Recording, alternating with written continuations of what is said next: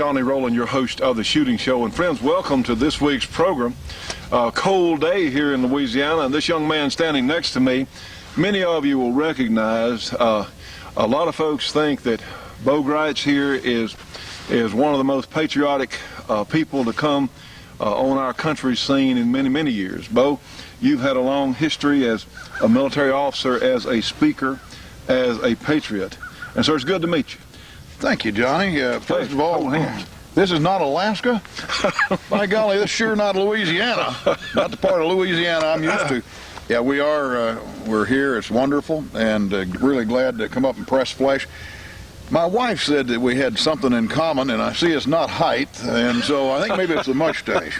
That's probably, yeah, I thought you were going to refer to this. I'm excited about the show because, you know, I went to Vietnam along with a whole lot of other folks for one purpose, and it wasn't to do what LBJ or what JFK or anybody else, Tricky Dick Nixon, told us to.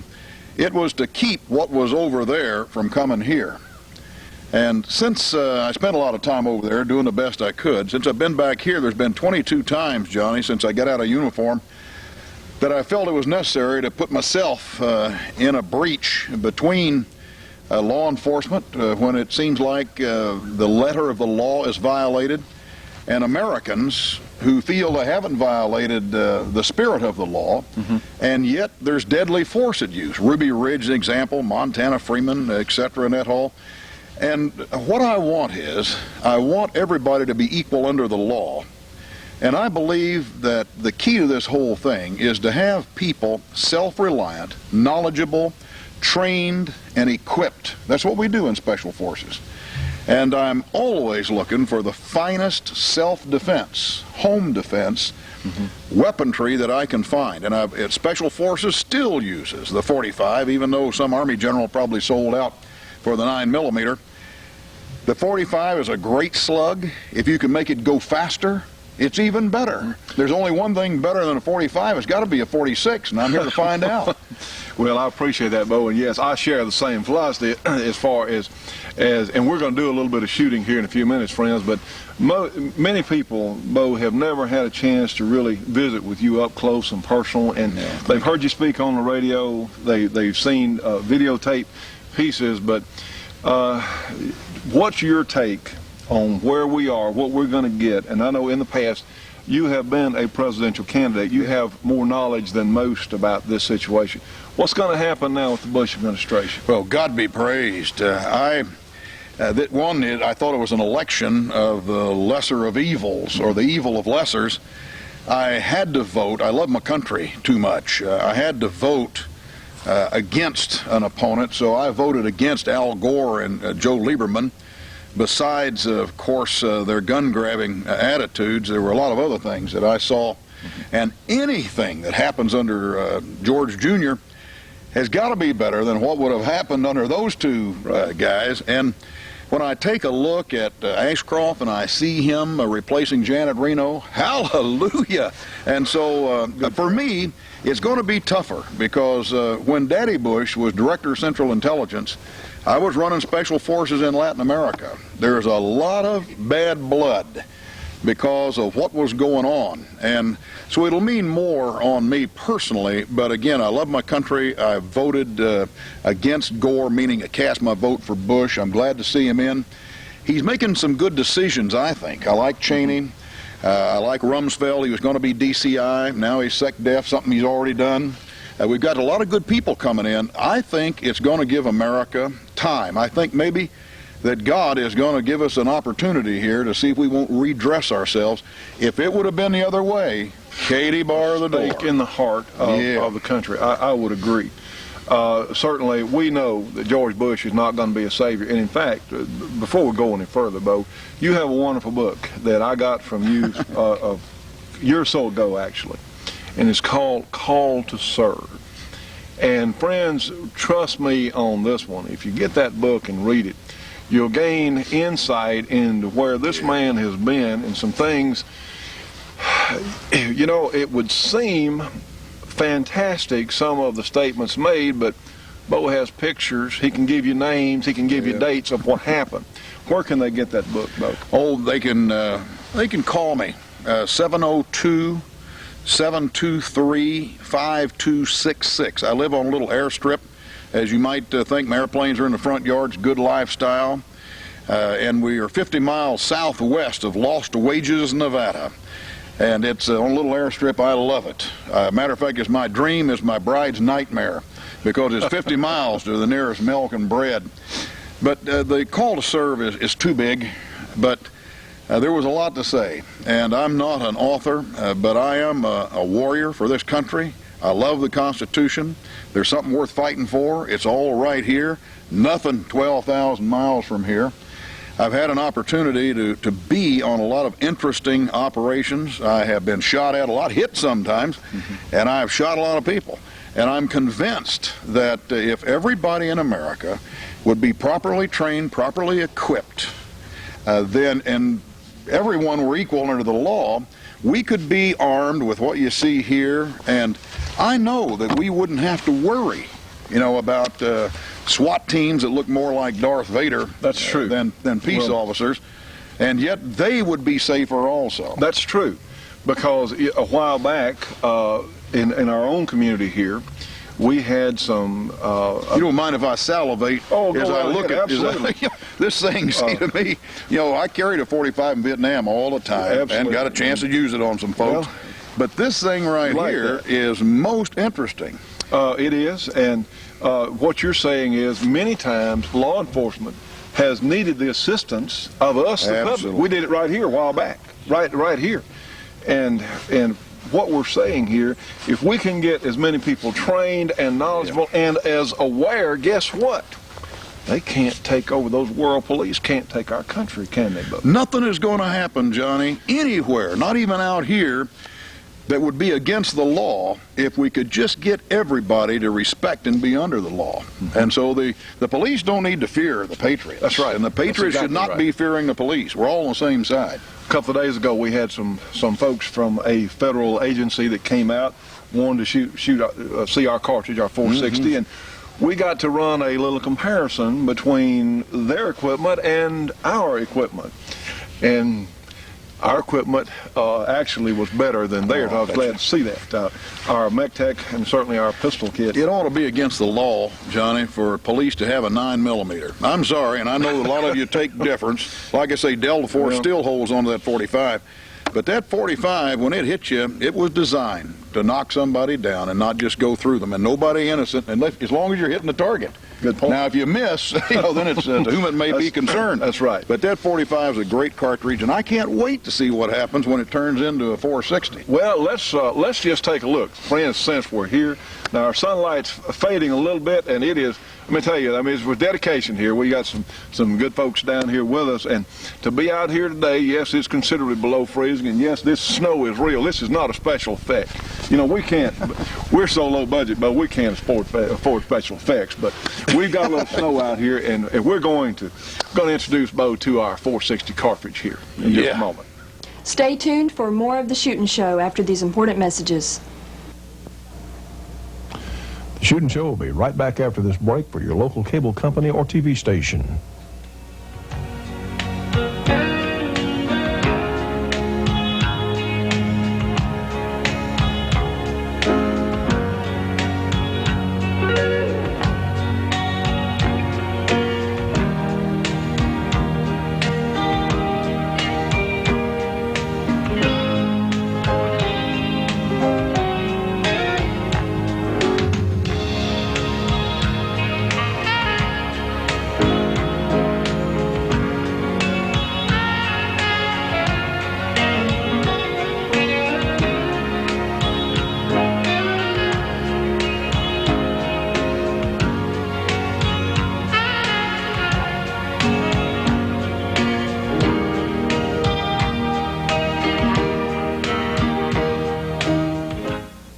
Friends, this is the new Georgia Arms 20th anniversary catalog. Of course, has a memorial there to our good friend Jim Clark there on the cover. This is a terrific catalog from the finest ammunition maker in the United States. They have all kinds of great prices on all sorts of ammunition: 243 Winchester, 270s, 7.62 by 39 Russian, all kinds of great stuff. They've even got 308 tracers, 30-06 tracers, all kinds of neat stuff here in this great new Georgia Arms catalog. They have components if you want to load your own ammo, and look here, we've got the shooting show in our new 460 Rowland kit on sale as well.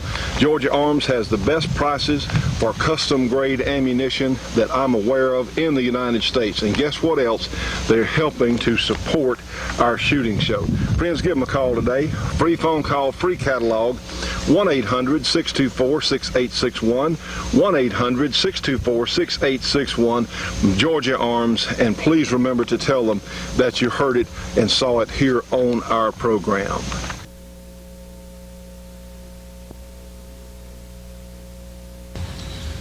Now, Bo, what we have here is the first round is 45, and we've got a couple of, let's see, out here in the snow is probably some ice in those bottles. First round 45, which has been used since back in the 1870s and even before, with 45 ACP, and then we have our 460 behind it. So, sir, I'm gonna let you do the honors, sir. All right, Take your choice. Yeah, you bet. And we'll see. Just take your choice, which is pretty good performance. You know, it's pretty good. Let's try the other one with our 460. All right. 45? Did you notice What do you think? Did you think there was a difference? Yeah, there's absolutely a difference. I love it. All right. Now, Bo, we got some 45s in our mech tech here. So we've got 3 45s, so we've got a steel disc there, sir. Yeah. Knocketh yourself out there.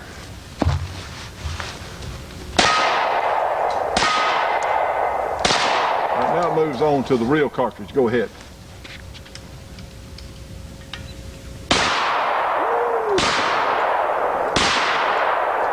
You know what the trouble is? I'm going right through that middle hole. Blowing the, no offense, but you're blowing the center out of my target. Go ahead, you got a couple. I think you got one or so left. I'm going to shoot a little bit high this time just to...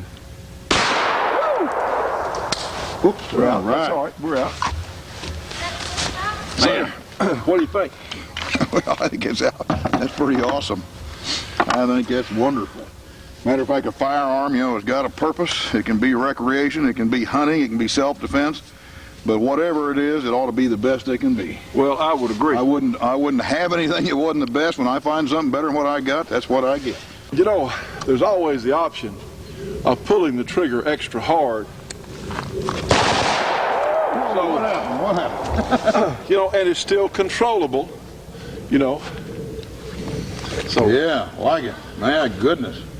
I missed one, but heck, I think it scared the other one. Now, Bo, I could have seen something like our little mech tech there as being real handy in jungle warfare, couldn't you, sir? Oh, no question. You know, especially in special ops where we have a lot of suppressed weapons. I've even had rounds, Johnny, that were completely silent. As a matter of fact, I had a lot of stuff at the CIA said, here, go out and try this. Tell us what happens. And sometimes, after a while, you get, quote, gun shy. But the silent ammunition actually worked. It was for assassinations, and we had no suppressor whatsoever. The bullet itself was silent. I wish I would have been more interested in looking into how it worked, but every round was classified secret. But something like this, where you can take a standard firearm, like the 45 service automatic, and where you can convert it. I mean, as a guerrilla commander, I carried a 45 Commander in Vietnam as a guerrilla commander, and I had a Swedish K, but the little Cambo that carried it for me so I could keep my map and compass and keep us on course and knowing where we were. That little devil was never around when I needed it, and so me and that 45 has more than once stuck together. If something like this is so interesting because there's so many possibilities, and yet with this, now you can fire regular APC as well as 460, so you can practice. Yes. And then when it comes down for where it really means something, for record, you use that 460. A lot of special ops application in this. And again, totally legal And yet, I mean, can you imagine what this does as far as magnifying a .45? No question. Well, sir. And in the range, I mean, I have no idea what... 200-yard deer gun. 200-yard deer gun. Okay. So 200 yards. We've got... with a .45. Well, that's right. This could be my best shot. Well, we've got some targets set up there, sir, and let me get back out of the way. Yeah. I'm going to try. I'm always shooting the left. Now, the chamber was empty. Did you load it? No, did not. Pull the bolt back and let it go. There you go. Okay. All right, I got it on there. Okay, it should go. Good Lord. That got to be 460. Yes, sir. That's all right. 4.60s. Yes, sir. Stay tuned for more of the Shootin' Show after these important messages.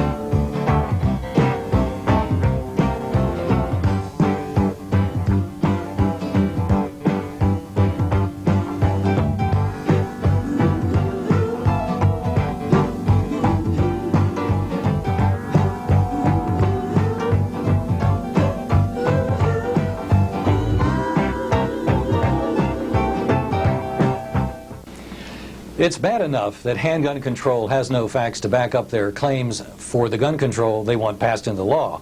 But they also take data that support gun ownership and twist it beyond recognition. HCI put out a press release entitled "License to Kill," a play on the term license to carry concealed. License to Kill claims that the 3,370 license holders who were arrested for a crime in Texas means that license holders are 66% more likely to commit a crime than are non-license holders. Here are the real numbers. There were 3,679 arrested among license holders in Texas over a 4-year period. The yearly average comes to 671 per 100,000 Texans. That compares to 9,508 per 100,000 arrests for all crimes per year among the rest of the population. In other words, non-licensees get arrested 14 times more than do licensed gun packers. By the way, getting arrested does not establish guilt. More than half of those arrested are acquitted.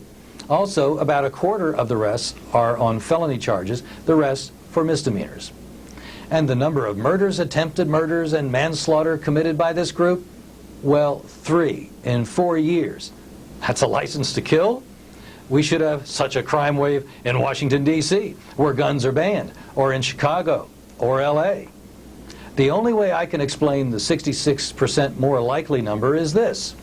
HCI is 66% more likely to get it wrong than just about anybody else. From Washington, this is Larry Pratt for Gun Owners of America.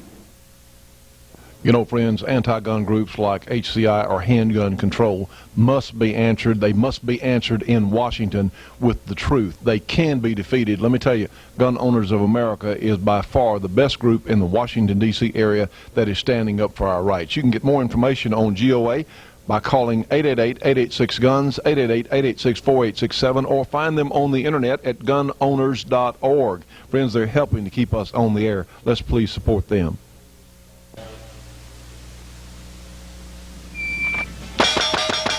There is one man alive today who is without a doubt the fastest, most accurate revolver shooter in the world. And quite probably the fastest, most accurate revolver shooter to ever live. His name is Jerry Michlik. He has won most of the major speed revolver competitions over the past 10 years. He even won the prestigious American Handgunner World Speed Shooting Championships, defeating all competitors with revolvers and automatic pistols alike. That's right, he shot faster than the world's top 1911 speed shooters with a revolver becoming the first and only man to win this event with a revolver. He's also an accomplished rifle and shotgun shooter and a renowned gunsmith. He regularly displays and demonstrates his talents shooting for Smith & Wesson at demos around the world. What's that? This was the hammer block, and it rides between the hammer and the frame. Its job in the revolver is to prevent it from firing if you drop it accidentally. So it's actually a physical block right here, right between the hammer and the frame. It'll prevent the contact of the firing pin, the hammer nose, to the cartridge. It won't fire. Right. Now, how does that function when you pull the trigger? Does it actually move itself out of the way then? Right. When you pull the trigger, you notice how it drops to the rearward position? It rides the rebound slide in the corresponding slot here, and you notice that it's falling clear of the frame. Okay. So now when the hammer goes forward... Hold on right there, Dave. Get a little closer if you can. Kind of all the way in there and focus. Okay. Okay, so you've got it. So it drops down. It drops out of the way. Which now enables the firing pin to come through the firing pin hole there in the breech face. So if you continue to pull and the hammer releases, now it can engage the cartridge. You can see how it's fallen out of position here. So now the hammer is all the way against the frame. It will fire. See, on the Smith & Wesson revolver, the safety features are, of course, this hammer block right here, and I'll take it out of the way for you. And there's also the rebound slide here, blocks under the hammer, also preventing the hammer from going forward and engaging the cartridge. So you have actually two safeties. It works all the time for you. Unless the trigger's pulled back all the way. And held to the rear. Right. And held to the rear. So it's a very safe design. There's no way for this thing to accidentally discharge unless you have your finger on the trigger. All right, so we saw that hammer block there, I guess is what you call that, right? Right, the hammer block. And so we've got the side plate out, and now show us the other parts before you take it apart. Okay, we'll go through them one by one. This is the rebound slide, of course, and the purpose of this slide block is, like we stated earlier, is a safety device. It also contains the trigger rebound spring. You can see it right here through the slot. And that, of course, makes the trigger go forward. This powers the trigger forward, right, correct. So you have the hammer here, and the hammer nose, of course, on the front, and the little stirrup in the back, which the mainspring attaches to. And that gives pressure against the hammer, right? Right. Okay. Transfers the energy from the spring, of course, to the hammer. And here is the hand. The purpose of the hand, of course, is to index the cylinder from charge hole to charge hole. As you pull the trigger, the hand comes up, will come up and engage the ratchet on the cylinder and index it to the next charge hole. And on down the line here, of course, the trigger itself is here, and this is the cylinder stop. And right on the inside here is the cylinder stop spring. This keeps the cylinder stop loaded to the upward position. So it always wants to be up. It always wants to be through the window there, engaging the cylinder. And here, you can see a little bit of the bolt, what they call the bolt in a revolver. This assembly here runs from the center pin hole of the revolver all the way behind the hammer. And you notice it comes up and it'll actually block the hammer throw here. The reason for that is if the cylinder is not closed, you cannot fire the gun. I see. It'll prevent you from putting the cylinder in incorrectly and not having it fully closed and having an accidental discharge, or when the cylinder isn't completely lined up. So it has a hammer block right here. So a lot of safeties. Let's see how that stirrup fits the mainspring in there. Okay. It really doesn't attach itself too far. It just kind of... No, it just rides up underneath it. Of course, when you set it in position here and tighten up on the mainspring adjustment here, it'll contain it in its slot. So it actually engages through that little stirrup. So when you pull the trigger back, there is some pressure on that string. Oh, very much so, yes. Yep. Let me tighten it up a click, and I'll demonstrate it. I'm going to have to physically pull the thumb piece back now so the hammer can travel, give you an idea of what's going on here. See how it rides the mainspring over? It'll fire. Excellent. Okay. That's how they all work. Yes, all the cage, the L, and the end frame, all these parts are pretty much identical. Okay, now the J-frames have a little bit different mainspring, right? Right, the mainspring on the J-frames are a coil spring design, and they ride in a strut, and it's just a little bit different. But basically, they all the internals are the same as far as function. One thing we didn't talk about here was the actual sear on the hammer. If you can see right, this little arm that extends out of the front face of the hammer. Yes. It's a spring-loaded arm. The purpose of the sear, as you start the trigger pull, the sear is the first thing that's going to contact from the hammer side point of view. So if you watch it as I cycle it here, you watch right here, as the trigger starts to move, the sear is the first thing that will receive pressure from the trigger, and it travels up to about right here, and then actually the trigger will start to engage the hammer and finish the trigger pull. Now, friends, this is just a small excerpt of this tape featuring Jerry Michalik. These are available from Clark Custom Guns. This is the complete revolver tape. They have many others as well. With Smith & Wesson becoming increasingly harder to get, you need to know the things that can keep your Smith & Wesson revolver running properly. Give Clark Custom Guns a call, 318-949-9884, and get one of these or all of the series of Jerry's tapes. Stay tuned for more of the Shootin' Show after these important messages.